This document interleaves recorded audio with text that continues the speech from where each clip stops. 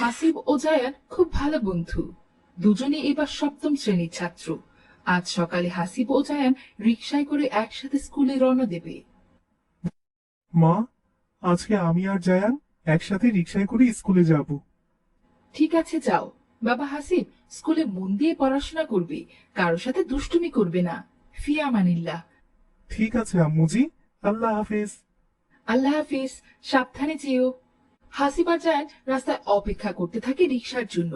এই সময় রাস্তা দিয়ে একজন বয়স্ক রিকশাওয়ালা রিকশা চালিয়ে যাচ্ছে। তখন জায়ান তাকে ডাক দেয়।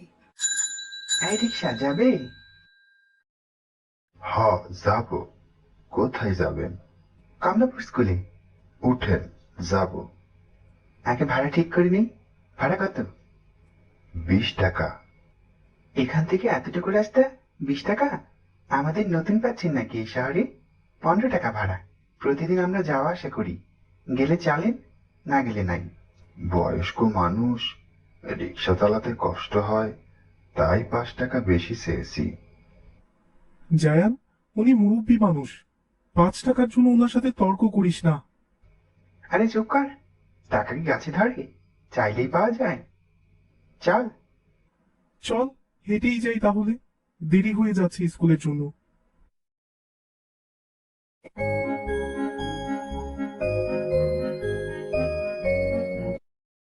হাসিব স্কুল ছুটি শেষে বাড়ি ফিরে।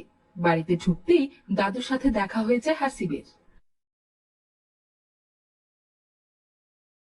আসসালামু আলাইকুম দাদু ভাই, তোমার শরীর এখন কেমন আছে? ওয়ালাইকুম আসসালাম দাদু ভাই। আলহামদুলিল্লাহ, এখন খুব ভালো আছি। তা তোমার স্কুলের সময় কেমন কাটলো? সব কটা ক্লাস হয়েছে। হ্যাঁ, তোমাকে অনেক ক্লান্ত দেখাচ্ছে। যাও, রুমে গিয়ে ফ্রেশ হয়ে রেস্ট নিয়ে দুপুরের খাবারটা সেরে ফেলো। ঠিক আছে দাদু ভাই। হাসিব সন্ধ্যায় বাবা মা ও দাদুর সাথে নাস্তা করছে। এমন সময় দাদু হাসিবকে জিজ্ঞেস করলো। দাদু ভাই, তুমি বড় হয়ে কি হতে চাও? আমি বড় হয়ে তোমারও বাবার মতো একজন ভালো মানুষ হতে চাই। দাদু জানো, আজকে সকালে স্কুলে যাওয়ার সময় আমার বন্ধু জায়ান একজন বয়স্ক রিক্সাওয়ালার সাথে খুব বাজে ব্যবহার করেছে। ও প্রায় সবার সাথে খারাপ ব্যবহার করে।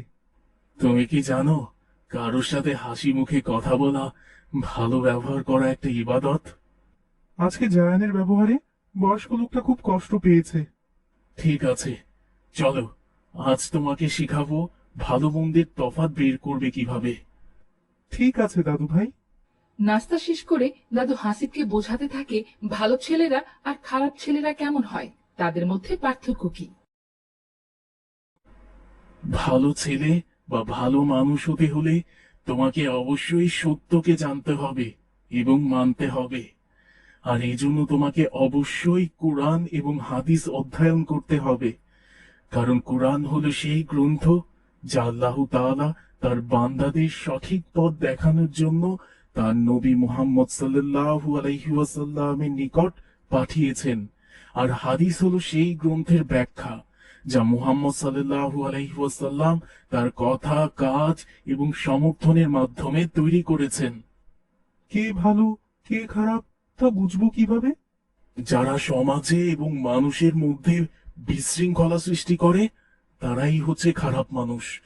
যেমন ধরো, বড়দের অসম্মান করে, মানুষের সাথে খারাপ ব্যবহার করে, ঝগড়াঝাটি করে, বিড়ি সিগারেট খায়, স্কুল কলেজে যাওয়ার নাম করে ফাঁকি দেয়, মা বোনদের অসম্মান করে চলে, তারা হচ্ছে খারাপ মানুষ। আর ভালো ছেলে? খারাপের বিপরীত ভালো।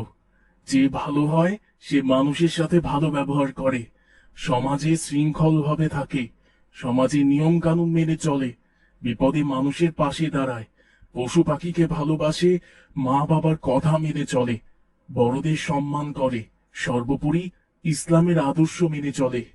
আচ্ছা দাদু, খারাপ পথ থেকে কেউ ভালো হতে চাইলে তাকে কি করতে হবে?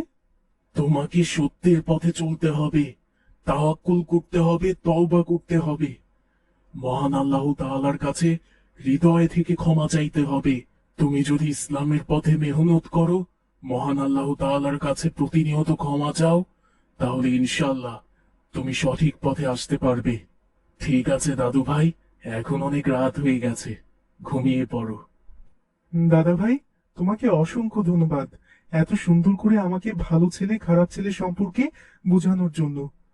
আগামীকাল আমি জায়ানকে বোঝাবো ও যা করে তা মোটেও ভালো ছেলের লক্ষণ না। আসসালামু আলাইকুম দাদু ভাই, শুভরাত্রি।